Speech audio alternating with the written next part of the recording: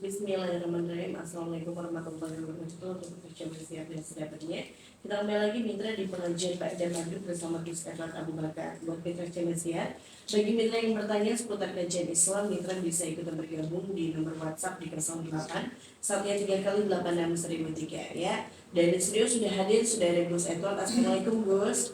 Waalaikumsalam warahmatullahi wabarakatuh. Kabarnya sehat ya Gus ya? Alhamdulillah sehat nih. Alhamdulillah. Tadi hujan kan Gus di tempat Gus? Tadi sebelum berangkat hujan nih. Sore? Oh hujan. Tapi saya nggak dikerjain lagi. Oh gitu. Pas berhenti saya jalan, alhamdulillah sampai sini. Enggak, soalnya saya tahu kenapa nggak kehujanan. Tadi rambutnya kagak lepek. Iya. Merekah. Kemarin mah lepek bukan kehujanan, emang kuyup.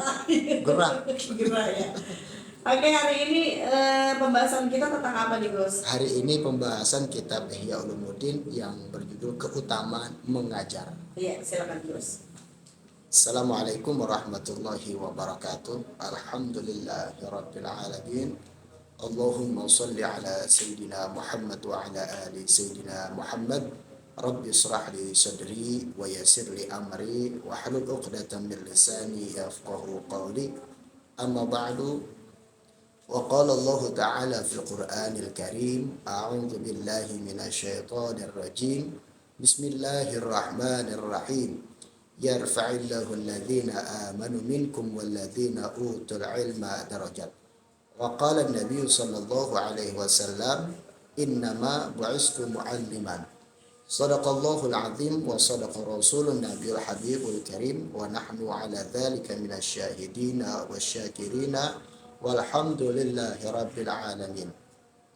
Yang saya hormati mitra gangga di mana saja Anda berada, semoga Allah berikan sehat walafiat, panjang umur, berkah selamat dunia akhirat, segala doanya, cita-citanya, harapannya semoga Allah ijabah dan mudah-mudahan banyak duitnya. Yang saya hormati juga di studio ada Ayang Mami dan Bang Acong, mudah-mudahan mereka berdua dan keluarganya mudah-mudahan diberikan sehat walafiat, panjang umur, berkah selamat dunia akhirat, dan juga doa-doanya Allah ijabah dan banyak duitnya. Amin ya Rabbal Amin ya Allah segera. Bismillahirrahmanirrahim. Hari ini pembahasan kitab Ihya Ulumuddin yang berjudul Keutamaan Mengajar. Bersabda Nabi Muhammad sallallahu alaihi wasallam, man alima wa amila wa 'allama fadzalika yur'a 'aziman fi malakuti samawati.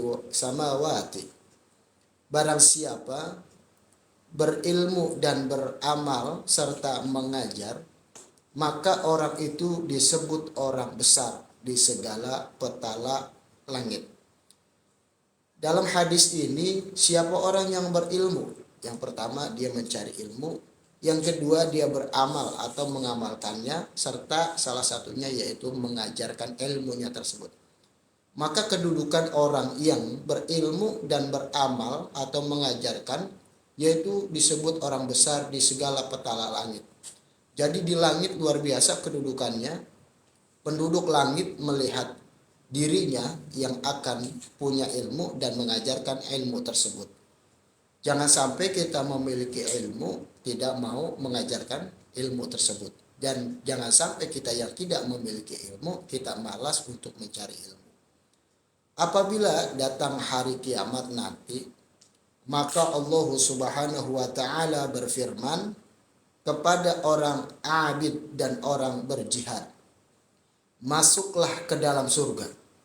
Maka berkata para ulama, para orang yang berilmu, dengan kelebihan pengetahuan kami, mereka beribadah dan berjihad. Maka berfirman Allah Azza wa Jalla, kamu di sisiku seperti sebagian malaikatku. Berbuatlah syafaat, niscaya kamu mendapatkan syafaat. Lalu mereka berbuat syafaat, kemudian mereka pun masuk surga. Jadi hebatnya orang abid dan orang yang berjihad, yaitu dimudahkan masuk ke dalam surganya Allah Subhanahu wa ta'ala.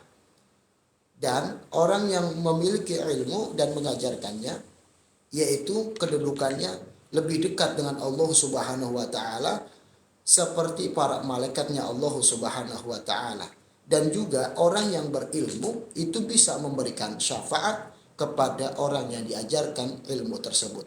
Jadi kalau kita punya guru, itu guru kita bisa memberikan syafaat kepada murid-muridnya.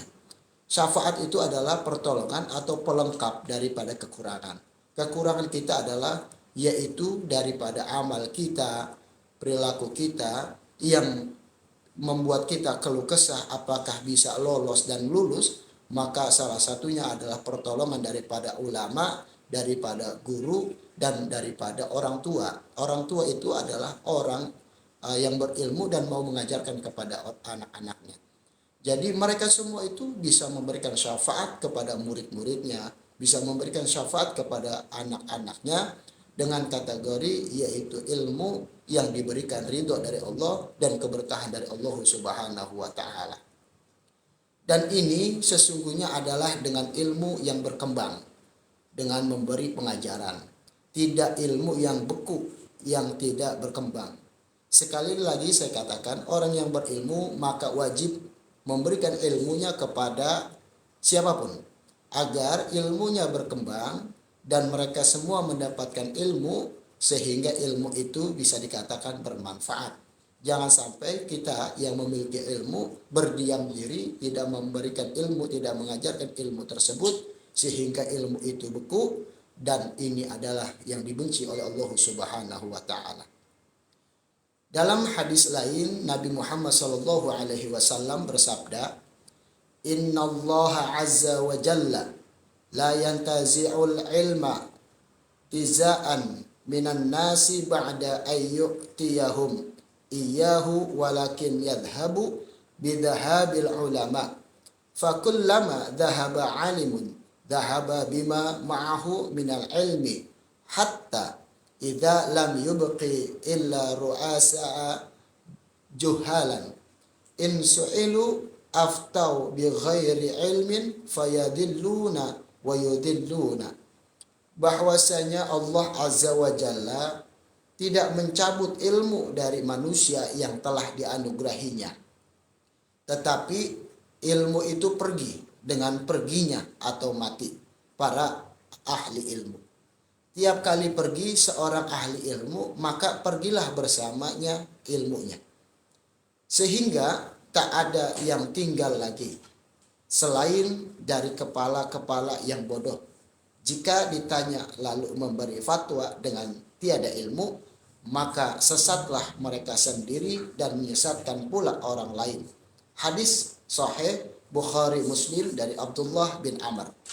Dalam hadis ini dikatakan, sungguh sedihnya, bahkan kita sangat kecewa ketika ada seorang ulama, seorang guru yang meninggal dunia ataupun mati. Karena dengan meninggalnya mereka berarti ilmu itu hilang. Bukan ilmunya yang hilang, tetapi ilmu yang ada pada orang alim tersebut ikut hilang. Dan nasihatnya kita yang mau masih mau mencari ilmu, maka carilah dan jadikanlah diri kita orang yang paham ilmu. Apalagi kita bisa menjadi alimil ulama yang memahami ilmu Allah dan mau mengajarkan ilmu Allah, sehingga semakin banyak orang yang taat kepada Allah Subhanahu wa taala, maka insya Allah ulama, para ahli ilmu semakin banyak yang hilang dan juga semakin banyak yang tumbuh untuk meneruskan perjuangan dakwah daripada Rasulullah Shallallahu alaihi wasallam. Sungguh istimewanya para alimil ulama atau para orang yang berilmu yang ibadah kepada Allah, karena mereka adalah pewarisnya para nabi, yaitu salah satunya Nabi Muhammad sallallahu alaihi wasallam. Innal ulama warasatul anbiya. Sesungguhnya para ulama itu pewarisnya para nabi. Kenapa diwariskan? Seorang ulama adalah pewarisnya para nabi karena dia melanjutkan perjuangan agama Islam, melanjutkan dakwah agama Islam, melanjutkan untuk memberitahukan dan mengajak seseorang ataupun orang yang banyak untuk taat kepada Allah Subhanahu wa taala. Wallahu a'lam bishawab. Demikian. Baik, untuk Raja Wasiar, bagi mitra yang ingin bertanya, silahkan mitra bisa kita bergabung di nomor WhatsApp di 0813 kali 86.003 ya. Boleh tentang pembahasan kita di sore hari ini ataupun di luar tema boleh yang mitranya tentang kajian Islam. Sekali lagi di 0813 kali 86.003. Ini sudah ada pertanyaan dari Ibu Mina di Kranji. Assalamualaikum Gus. Waalaikumsalam warahmatullahi wabarakatuh. Adakah doa mengubah takdir, Gus? Ya. Doa mengubah takdir. Jadi begini, takdir itu salah satunya adalah kita hidup, kita mati, dan juga kita diberikan umur yang panjang. Doanya banyak. Salah satunya ketika kita mau habis sholat itu kita beristighfar kepada Allah. Yang kedua, Allahumma antas salam wa minkas salam wa ilaika ya'udus salam wa hayna rabbana bis salam. Dalam doa ini sampai akhir kita minta kepada Allah keselamatan. Salam itu dari kata selamat. Islam itu selamat, tapi bisa dikatakan juga Islam itu adalah syariat. Dengan doa ini kita minta kepada Allah agar kita diberikan umur yang panjang dan bisa melanjutkan syariat kita ataupun perjuangan dalam hidup kita. Dan yang lain ada juga, Allahumma inna nas'aluka salamatan fid din wal afiyat wal afiyatan fil jasadina wa ziyadatan fil ilmi wa barakatan fil rizki. Ini salah satunya kita minta kepada Allah agar diberikan sehat wal afiyat, berkah rizki kita. Ini adalah salah satu yang bisa merubah takdir kita. Dengan catatan, salah satu takdir yang bisa dirubah bukan berarti kematiannya, tetapi ini urusan Allah ketika umur kita dicabut. Akan tetapi kita bisa untuk meraih Allah Subhanahu wa taala agar kita diberikan umur yang panjang, rezeki yang berlimpah ruah, nasib kita tambah baik ataupun dalam kehidupan kita tambah senang. Bisa. Kenapa bisa? Salah satunya biar umur panjang. Rasulullah Shallallahu Alaihi Wasallam bersabda, mengajarkan kepada umatnya, kalau mau umur panjang, yang pertama adalah sodakoh. Mau kaya, sodakoh juga. Mau naik jabatan, sodakoh. Bukan berarti sodakohnya depan bos. Gak bisa. Itu namanya sodakoh yang ingin dilihat bos. Belum tentu bosnya senang. Karena sodakoh itu, kalau kita pengen niat jabatan naik, sodakohnya di tempat lain dengan niatnya, ya Allah, saya pengen punya jabatan yang lebih baik, gajinya lebih baik. Salah satunya bisa merubah yaitu kematian kita. Yang kedua, menyambung silaturahim dengan saudara kita yang kemarin marahan, ngambek, emosian dan lain sebagainya, kita sambung. Karena dari efek daripada silaturahim itu Allah turunkan rahmat ketika berjabat tangan tuh. Ketika berjabat tangan Allah turunkan rahmat dan Allah ampunin dosa-dosanya kita. Nah, luar biasanya. Sampai ketika kita melepaskan tangan kita. Jadi luar biasanya bersalaman kepada orang tua khususnya, para guru, para kerabat saudara dan lain sebagainya, rahmat Allah, dosa kita diampunin oleh Allah Subhanahu wa taala. Dan yang paling terpenting, Allah senang kepada kita sehingga Allah izinkan umur kita panjang dan bertambah.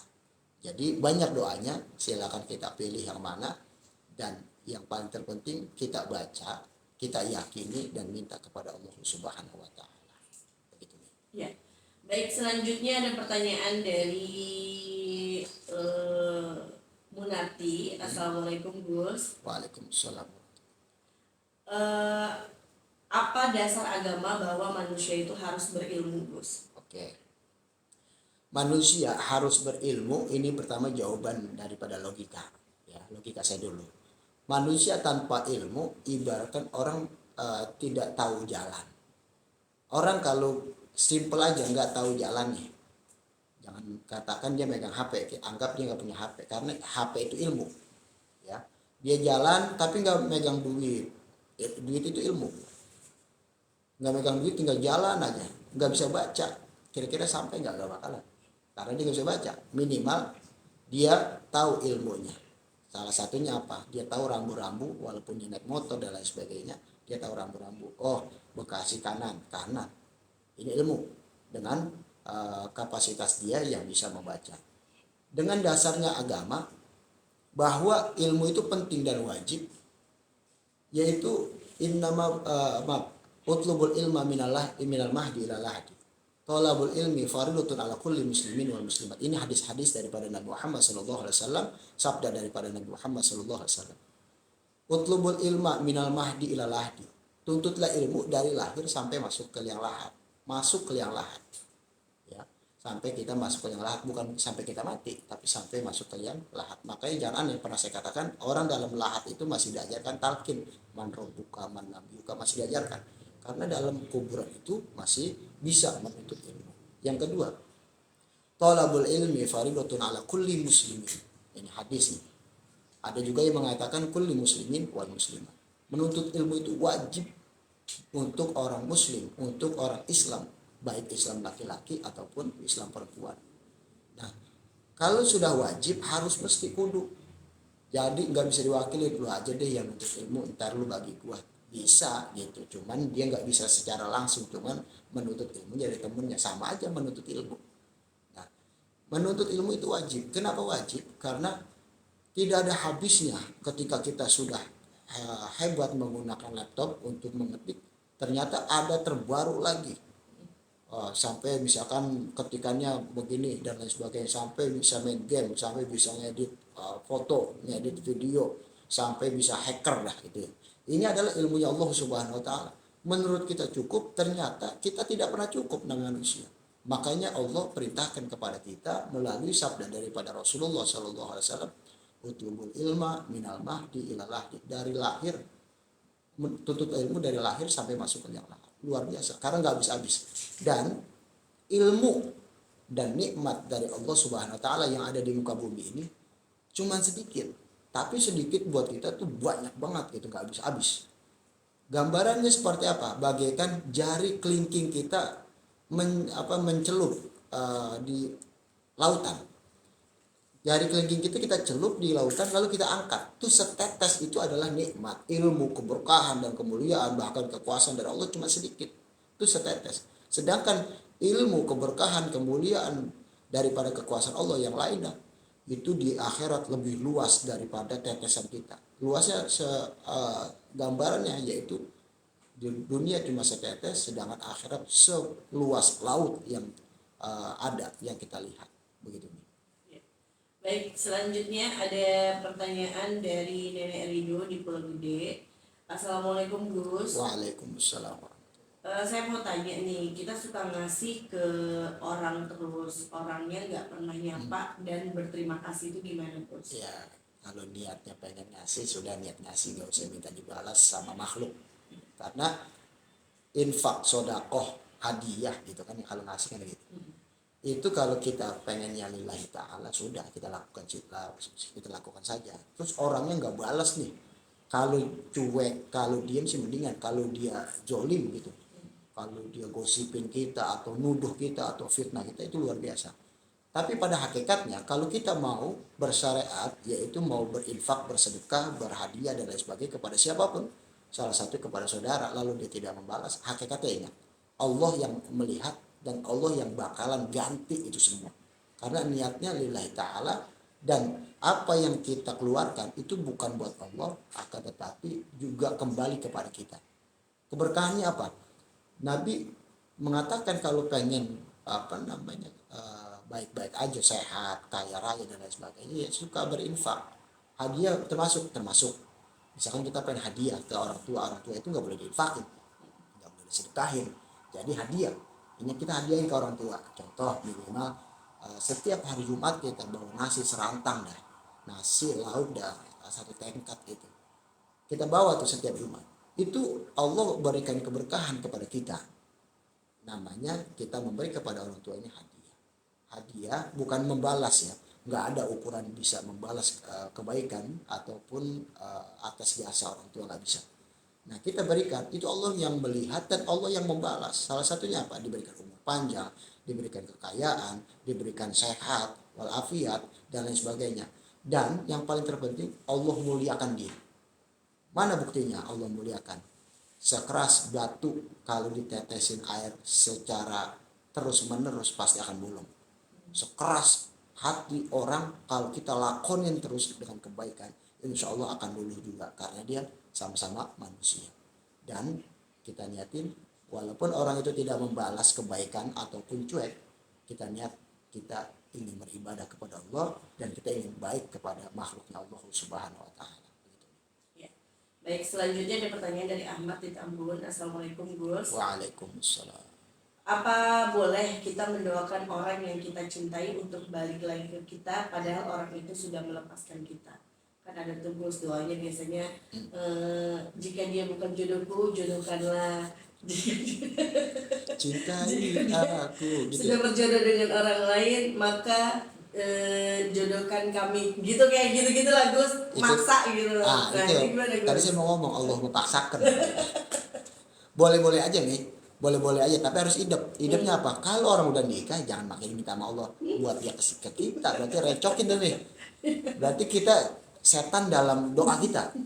Ya contoh, ada si A, saya suka lah itu cewek, saya suka sama dia, dia udah nikah nih, ya Allah, mudah-mudahan dia balik ke saya terus nikah sama saya. Berarti kita sama aja berdoa untuk biar dia cerai dong ya. Nah, jadi doa itu kalau dia belum nikah, ya minimal kalau belum tunangan lah, itu masih pantas-pantas aja, karena tugasnya makhluk itu minta dan Allah yang ijabah. Salah satunya apa ya, muqallibal qulub, sabit qalbi ala dini. Kita minta kepada Allah, ya Allah bolak-balik, Engkau yang maha bolak-balikin hati. Maka bolak-balikin hati dia. Ya Allah, yang dia gede sama saya jadi suka sama saya. Nah, yang mantan saya ini kebetulan single, ya Allah biar dia balikin saya. Ya Allah.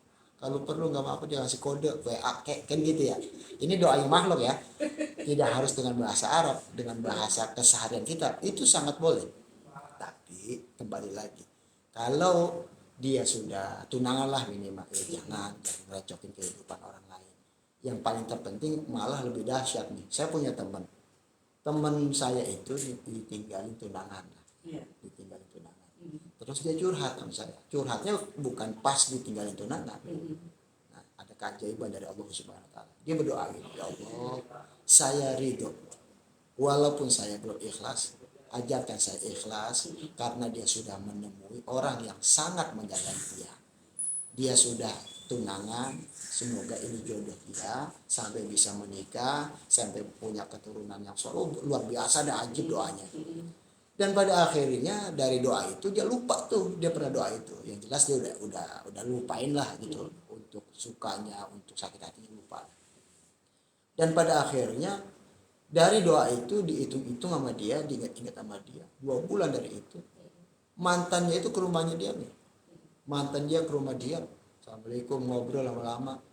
Terus dia bilang, gua nggak bisa ngelupain lo, kata cewek itu. Loh, kan lo udah tunangan. Dia nangis dan sebagainya. Gua nggak bisa ngelupain lo. Begitu yang ketiga kali. Singkat cerita dia cerita. Kenapa lo nggak bisa ngelupain gua? Kan padahal lo udah tunangan sama orang. Gitu. Tunangan gua ini dia ngambil cincinnya lagi, ya bahasa simpelnya nggak jadi nggak lanjut lah, ngambil cincinnya lagi karena dia tahu bahwa gua ini nggak seneng sama dia gitu, nggak cinta cuman nggak seneng, beda nih, cinta cuman nggak seneng. Akhirnya dia mengizinkan untuk gua ini gitu bahasanya nyamperin lagi. Nah, berapa lama itu setelah diizinin sama tunangan lu nyamperin gua? Gue juga nggak kayak orang gila kali seminggu langsung nyamperin lu. 2 minggu dari itu gue pastikan hati gue, dan akhirnya gue bilang ke mantan tunangan gue itu bahwa ya gue nggak bisa lanjut malu dan gue kejar lu, dan gue minta malu lu siapkan nikahin gue, gak apa-apa kita tunangan dulu. Begitu nih dahsyatnya doanya. Padahal doanya dia lempeng banget. Nah, saya pernah teringat sama nasihat guru saya, kalau kita doain baik sama orang, walaupun itu orang jahat, insya Allah baliknya ke kita juga. Nah, jadi kebuka nih. Kenapa sih saya belajar berhusnuzon kepada makhluk? Salah satunya berdoa. Saya doain misalkan mitra biar sehat, panjang umur, berkah, banyak duitnya. Karena saya yakin doa itu pasti balik juga ke saya. Dan karena begitu mami kan udah paham lama-lama tuh. Curang dia mitra. Ya, mami sering doain saya biar gue sehat walafiat, banyak duitnya bukannya atuh itu banyak ya, karena mami udah paham, karena mami luar biasa membutuhkan pertolongan dari Allah begitu. Ya. Ya, baik. Itu sekaligus pertanyaan terakhir ya. Jadi buat mitra Silvasiar, bagi mitra yang masih ingin bertanya dan pertanyaannya untuk hari ini masih ada yang belum terjawab, mudah-mudahan besok ya bisa dijawab sama Gus Eko. Terakhir silakan penutup Gus. Baik mitra dan dari mana saja Anda berada, yang pertama kita bantu syiar agama kita, jangan pernah nilai ilmu dan akhlak kita, kita perlahan-lahan bantu agama kita syiarkan agama kita dari terdekat, dari tempat tinggal kita, baik di situ ada masjid, musola, majelis taklim ataupun ada pondok pesantren. Kita bantu dan kita berperan walaupun kita hanya menjadi jamaah atau jamaah yang hadir. Yang kedua, kita berhusnuzon, kita belajar tidak buruk sangka, jangan memandang orang makhluknya Allah dengan sebelah mata, walaupun dia berbeda penampilan, walaupun dia berbeda keyakinan, kita pandang dia adalah makhluknya Allah. Perlahan-lahan kita berbaik sangka, berbaik semua-muanya, dan kita insya Allah diberikan kemudahan menjadi rahmat atau kasih sayang seluruh alam semesta ini. Yang ketiga, mari kita berdoa kepada Allah. Mudah-mudahan doa kita dijabah oleh Allah Subhanahu wa taala, yang terpenting sehat walafiat, panjang umur, berkah selamat dunia akhirat. Bismillahirrahmanirrahim. Alhamdulillahirabbil alamin. Allahumma shalli ala sayyidina Muhammad wa ala ali sayyidina Muhammad. Rabbana zalamna anfusana wa illam taghfir lana wa tarhamna lanakunanna minal khasirin. La ilaha illa anta subhanaka inni kuntu minadh dhalimin. La haula wa la quwwata illa billahil aliyyil azim. Rabbi ighfir lana wa liwalidayna warhamhuma kama rabbayana shighara. Rabbi zidna ilman warzuqna fahman.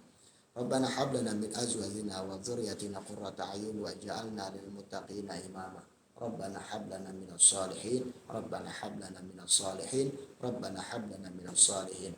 Allahumma barik lana fi Rajab wa Sha'ban wa balighna Ramadan. Allahumma barik lana fi Rajab wa Sha'ban wa balighna Ramadan. Allahumma barik lana fi Rajab wa Sha'ban wa balighna Ramadan. Rabbana atina fid dunya hasanah wa fil akhirati hasanah wa qina adzabannar. Wa sallallahu ala sayyidina Muhammadin wa ala alihi wa sallam. Walhamdulillahi rabbil alamin. Assalamualaikum warahmatullahi wabarakatuh.